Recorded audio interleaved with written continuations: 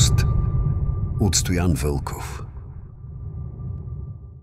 Един век по-назад, през 1851 година, се появява много сходна история за човек, който е попаднал в алтернативна реалност. Действието се случило в германското градче Франкфурт на Одер, където бил намерен да се скита наоколо самотен и объркан мъж. Когато бил разпитан от местните власти, той успял да обясни, че се казва Джозеф Ворин и че няма представа къде се намира. Той твърдял, че е дошъл в Германия в търсене на брат си, но преди това е претърпял корабокрушение на неизвестно място. Човекът настоявал, че е от страна наречена Лаксария, място, за което никой друг не бил чувал, защото не съществува. Ворин обяснил, че Лаксария се намира на подобен на Европа континент, наречен Сакрия, но отново никой не е чувал за такова място. Нещо повече, мъжът не могъл да проследи пътуването си до тогавашната си точка на картата и не разпознал нито едно от имената на континентите, които познаваме ние. Той разказвал повече за родния си свят, като обяснявал, че земята, която познава, е разделена общо на 5 основни региона, очевидно наречени Сакрия, Афлар, Аслар, Аослар и Еоплар. Твърдял, че говори свободно лаксарски, както и втори непознат език на абрамян. Накрая той описал себе си като последовател на християнството, но на неизвестен клон, наречен Испатия. Според разказите, властите в крайна сметка го изпратили в Берлин за допълнителен разпит, но се говори, че е изчезнал по пътя си до там, без да се чува нищо повече за него. Както при човекът от Таурет обаче има малко официални записи за появата на Ворин и особено за предполагаемото му изчезване в края на историята. Дали тук наистина е станало така нареченото преплитане на паралелни реалности и Ворин е попаднал в различна от неговата си? Навярно. В действителност, във всяка минута живеем в милиони паралелни реалности. Може би не милиони, може би безкрайно много паралелни реалности, които обаче всички са зависими от мига тук и сега. Всички са взаимосвързани, пряко обвързани с мига тук и сега. Всички се случват в едновремието на тук и сега, иначе не би се получило. Но добре е да го помислим. Добре е, когато говорим за тази идея, още в самото начало, когато се замисляме за нея, в началото тя звучи фантастично, в началото звучи твърде абстрактно. На практика, ако се замислим в всяко едно наше решение през деня, от най-малкото, от вдигането на едно дистанционно до преместването на чаша, до хващането на конкретен номер автобус, на практика ние преживяваме различна реалност. Защото имаме и това като алтернатива, имаме и втора алтернатива, може да стигнем и пеша, и това са различни реалности. Ние не знаем коя реалност, кое действие, до какво точно ще доведе, ако е взето, но имаме възможност да изберем само едно. Затова избирайте осъзнато. Теорията за паралелните вселени и разделянето на реалностите за пръв път е представена през 1950 година от американския теоретичен физик Хю Еверет. Според него, всеки миг, всяка вселена се разделя на множество себеподобни, след което всяка една от новородените вселени се разделя по абсолютно същия начин. И в това огромно множество има безкрайно много светове. Светове, в които съществуваме ние. Така, според тази теория, всички вселени са възможни и всяка от тях е също толкова реална, както и всички останали. Хората, които живеят в дадена вселена, могат да твърдят, че именно тяхната вселена е истинска, а всички останали са плод на въображението. Хю Еверет обаче смята, че тези паралелни светове не се докосват и не взаимодействат помежду си. За разлика от хипотезата на Еверет, теоретичният физик Хауърд Вайсман предполага, че съществуващите светове се намират в контакт един с друг и не само, че ги има, но и си взаимодействат постоянно. В началото на 20 век квантовите физици доказват, че частиците могат да съществуват в две състояния едновременно. Поведението на тези частици се определя в зависимост от това, което наблюдателят мисли. Без наблюдател няма реалност. Тоест, определящия фактор за поведението на енергията или частиците на квантово ниво е мисълта на наблюдателя. Например, електроните в определени условия могат да се държат като частици, а в други действат като вълни. или по-точно облаци от потенциална енергия, вероятности.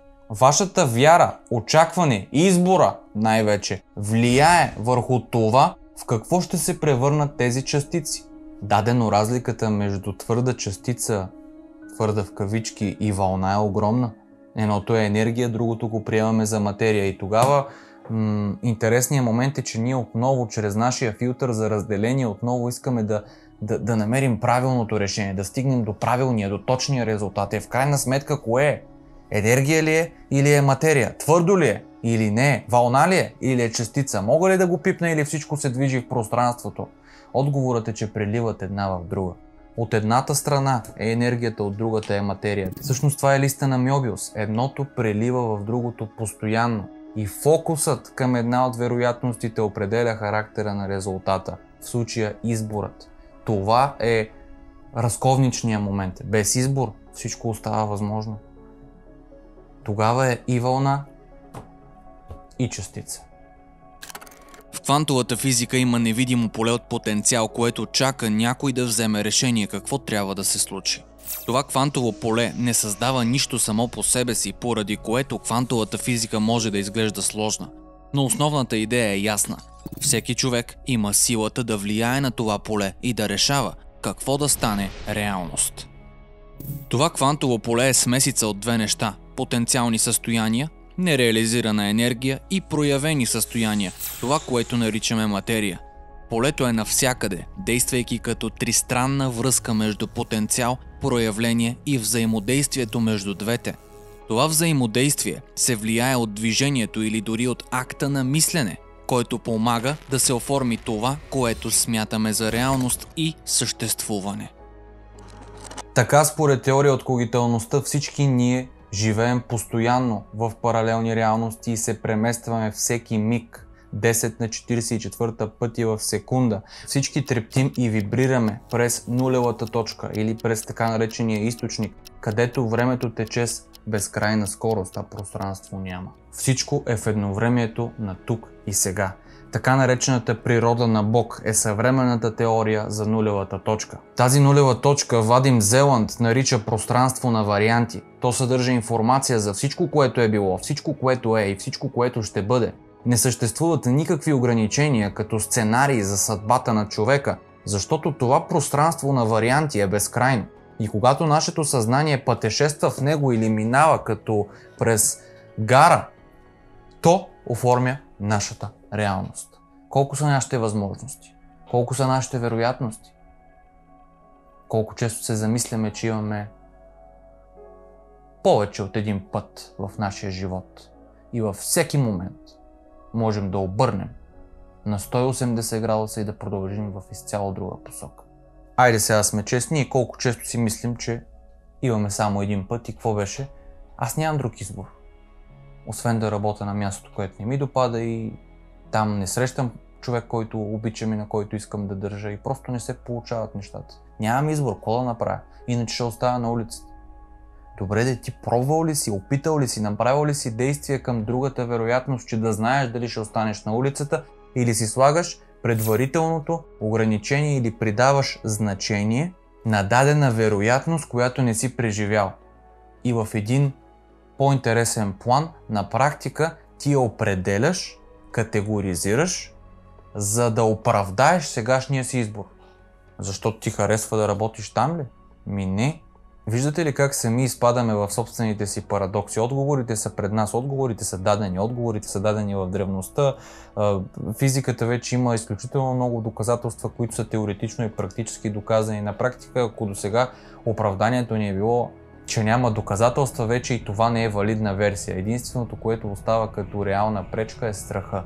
Страха от непознатото и нежеланието да направя конкретните действия, конкретните стъпки към това, което желая и съответно да си поема и необходимата отговорност след като направя тези действия. Ако това се осъзнае, светът ще стане различен, хора. За разлика от първите две истории, където жителите на алтернативни вселени посещават нашата, ще разгледаме два случая, в които хора от нашата реалност правят случайно преминаване в друга паралелна реалност. Първият такъв разказ е от доктор на име Раул Сентено и е свързан с известната призрачна каменна гора Маркауаси в Перу. Докторът твърди, че е лекувал жена, която случайно е преминала през междуизмерна врата, която се намирала някъде в района. Въпросната жена заедно с група приятели решили да отидат на нощен преход през гората, когато се натъкнали на малка дървена колиба с хора вътре. Но имало нещо различно при тях. Те били някак старомодни, с дрехи, които приличали на облекло от 17 век. Групата приятели изпитали необичайно желание да се присъединят към неочакваното тържество.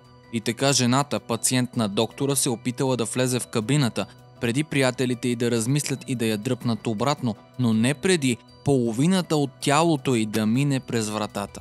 Според доктора, тогава жената почувствала, че страната на тялото й, която е минала отвъд, е била парализирана. Именно това била и причината да потърси лечение от доктор Сентено, който й поставил диагноза хемиплегия. Въпреки поставената диагноза, лекарят не могъл да открие ясна причина за това внезапно и необяснимо състояние. Това, което той твърди все пак е, че вероятно злощастната съдба на жената може да е резултат от кратко посещение в алтернативна вселена. Такава, в която се намира точно отвъд мистериозната врата на каменната гора в Маркауаси.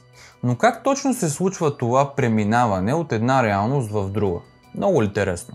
Важно е да осъзнаем, че реалностите постоянно трептят, постоянно вибрират, т.е. постоянно мърдат. Те преминават от форма към безформа. И знаете принципа, цялото е ум, светът е ментален, всичко се движи, всичко вибрира, на практика няма нищо статично. Т.е. ние постоянно преминаваме, постоянно създаваме нови кадри, постоянно продължаваме да вървим напред, разтегляме своето собствено пространство-време и си създаваме илюзията, че нашето собствено пространство-време е единственото, което съществува, но в същото време, например, по интернет или в този конкретен момент, това е изключително нещо. В този конкретен момент вие гледате това видео, докато аз го записвам, което е изключително нещо, ако веднъж се осъзнае. Това се случва едновременно. В този момент вие се свързвате с някой по интернет, гледате се, виждате се, комуникирате си, макар часовата ви разлика да е повече от 7 часа. Какво ви подсказва това? Не само, че интернетът е независещ от конкретното време и различните часови пояси. Телата ни и материята са холограмни образи на завихрения енергиен поток от филтри, мисли, емоции и придадени значения. Всичко това пречупено от самите нас. Променим ли някой от тези елементи относно самите себе си, променяме модела на паралелната си реалност. Самата паралелна реалност има модели. Тези модели, какво мислим в даден момент, на какво сме придали важност, кое сме избрали, че е изключително важно за нас към този момент. Какво би се случило, ако изцяло сменим и обърнем посоката и на тези конкретни елементи или състояния не им придаваме такива значения и важност. Често се оказва, че бързаме да говорим, бързаме да разсъждаваме, без изобщо да сме опитали. Съвета ми е, нека първо да го пробваме и след това да го кажем какво се е случило от това наше изследване. И ето го момента, ние докато изследваме, докато търсим, се учим. Докато изследваме, търсим и се учим, осъзнаваме, че единственият шанс да продължаваме да се учим е докато изследваме, търсим и продължаваме да учим. Тогава грешки има ли? Ако постоянно изследваме, търсим и се учим, ние никога не бъркаме. Ние никога не преживяваме неуспех. Всичко това са стъпала по спираловидната стълба на успеха. Единственият провал е тогава, когато решим да спрем. За тогава винаги успяваме. Просто не спирайте да вървите, хора. Благодаря ви, че продължавате и избирате да вървите с нас по пътя на създаването, изследването, разширяването на един по-красив, по-благодарен и по-осъзнат свят. За мен е огромно удоволствие, а вие може да гледате целият епизод на Скритата реалност в официалния канал Чоко. Ще се видим след един миг.